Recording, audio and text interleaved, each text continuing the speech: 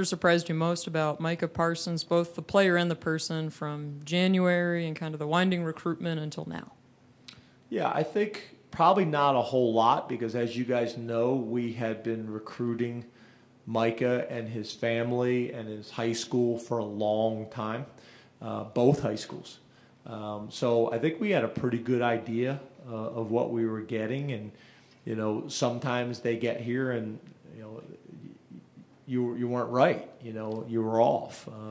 Kid may be better and sometimes needs more development and those types of things. But I think we had a pretty good idea of what we were getting with Micah, and have been impressed. We always obviously had very high beliefs in Micah as a football player, as an athlete. We also had very high standards and expectations of who Micah could be in the classroom and in the community as well. But again, what I think happens a lot of times is people forget, not just Micah, this entire class.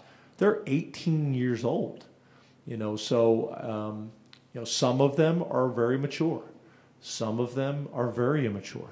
Some of them are silly. Some of them have put a major emphasis on academics early in their career because that's the family they've come from. Some of them have a wake-up call and understand how important their education is after they get here and show up for a little bit of time. And that's all of our players. There's a journey. I'd like for you guys to all think back to when you were 17 or 18 years old, how you thought, how you acted. And that's kind of our entire freshman class. What's nice is I think they all complement each other very well. I think there's tremendous leadership in that group. And I think Micah is a great example of the entire class. There's times that he's really, really mature. There's times where he's immature. There's times where he's done really well academically. There's times where he's missed a class when he shouldn't have been. But I think Micah is one of the guys that, we put out a graphic the other day. Micah is one of the guys on that graph, that has done extremely well academically in his combination of both the spring and the summer. So I think Micah's very similar to what we thought and very similar to the rest of the class. You're dealing with 18-year-old males.